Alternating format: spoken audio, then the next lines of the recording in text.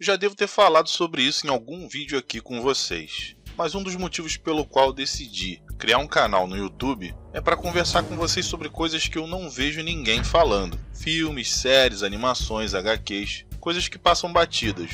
Coisas muito boas que não se tornaram mainstream e não foram amplamente divulgadas.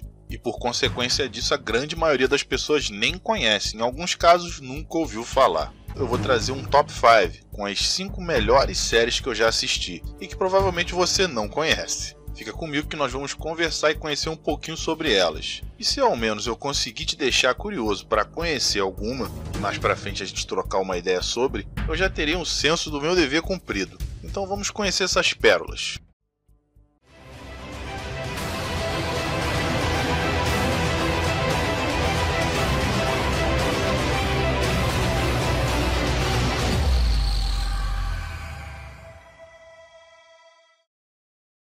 Fala meus amigos e minhas amigas, tudo bem com vocês? Aqui é o Otacon em mais um vídeo do canal. Se você caiu aqui de paraquedas pela primeira vez, seja muito bem-vindo. Fica à vontade para deixar o like, comentar o que você achou do vídeo, compartilhar com alguém que você acha que também vai gostar. E é lógico, se você ainda não é inscrito, se inscreve e vem fazer parte da nossa família. Nos últimos anos ficou um bocado difícil encontrar uma boa série de TV para assistir. As adaptações, com raríssimas exceções, estão terríveis. E as séries originais não parecem mais apresentar criatividade alguma, sendo praticamente todas iguais.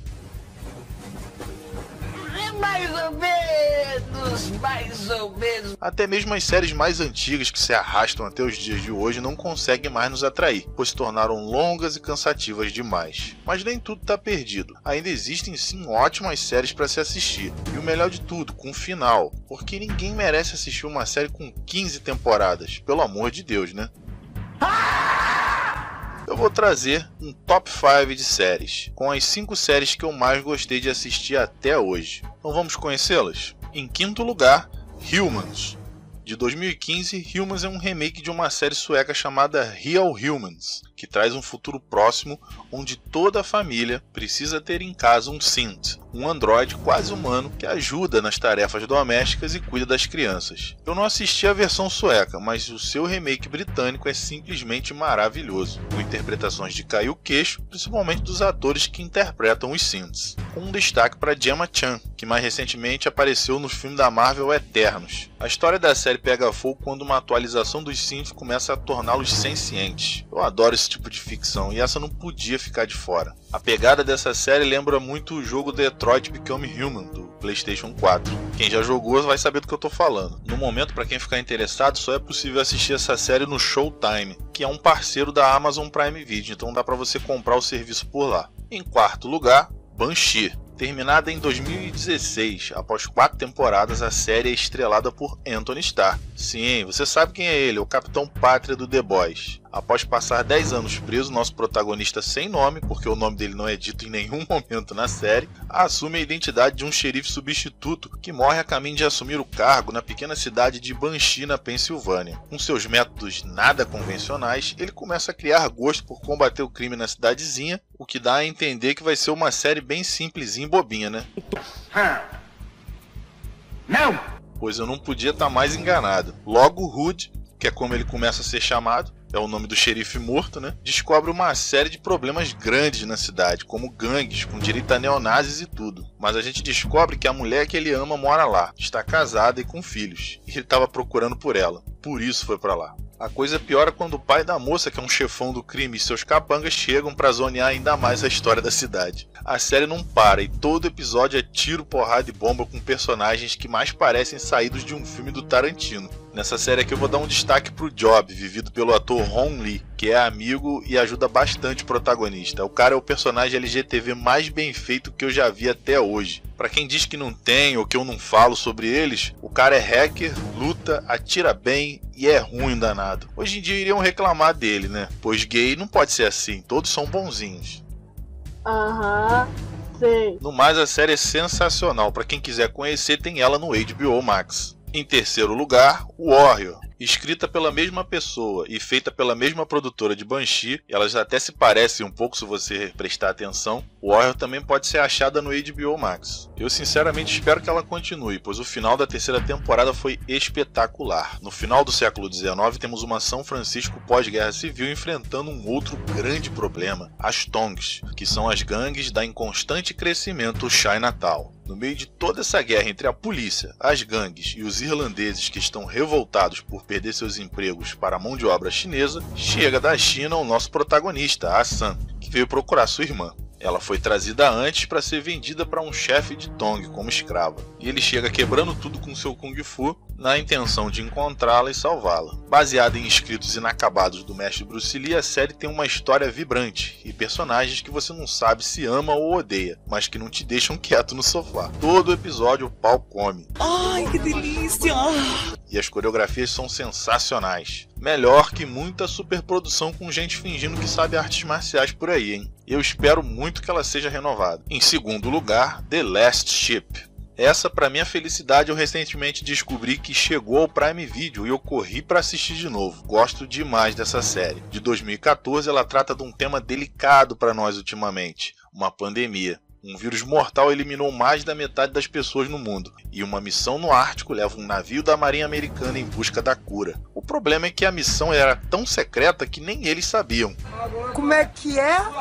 Apenas a cientista a bordo, doutora Rachel Scott, vivida por Rona Mitra, sabia a real missão, e pode ser a única capaz de achar a cura para a doença, que na série é chamada de gripe vermelha, e quem pega morre muito rápido. Acaba que eles, por estarem isolados no Ártico, ficaram seguros e não pegaram a doença. E quando retornam, o mundo tá uma tremenda bagunça, como todo mundo pós-apocalíptico, né? Eles precisam ajudar a doutora a encontrar e levar a cura para todos antes que seja tarde. O diferencial aqui são as cenas de ação de tirar o fôlego. Em todos os episódios eles têm que lutar para sobreviver no último navio em missão da Marinha dos Estados Unidos, tentando restabelecer o país e o mundo. Esse é aquele tipo de série que não para, é um problema atrás do outro, as missões sempre organizadas e táticas, dão prazer de assistir. Seria mais uma série que iria incomodar hoje em dia, pois tem militarismo, patriotismo, e isso incomoda algumas pessoas, né?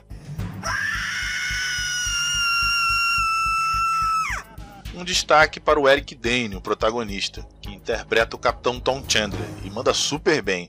Ele já participou de uma série médica chamada Grey's Anatomy, que é famosinha aí e pelo jeito tem mais temporada que One Piece. Eu entendi a referência. Eu nunca vi, não curto série médica. Agora, se você curte uma série de ação com uma boa história, The Last Ship é a sua série. Pode assistir sem medo. Em primeiro lugar, Jericho.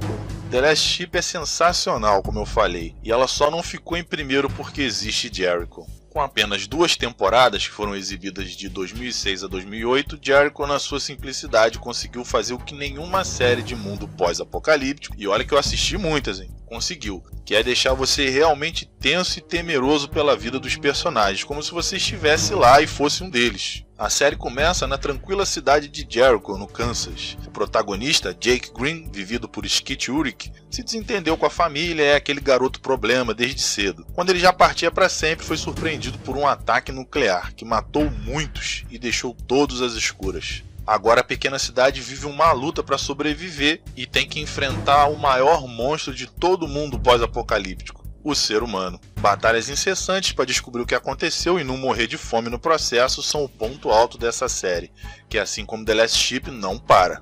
Eu tenho lá as minhas suspeitas se algumas coisas de The Last Ship não foi copiado de Jericho. Ah, agora eu entendi! Mas ainda assim foi tudo muito bem feito. Essa, infelizmente, apesar de eu ter escolhido como a melhor que eu já assistia e estar aqui em primeiro lugar, foi cancelada já na sua primeira temporada. Apenas com uma turba de fãs reclamando, conseguiu uma segunda temporada quase que não saindo. No, God!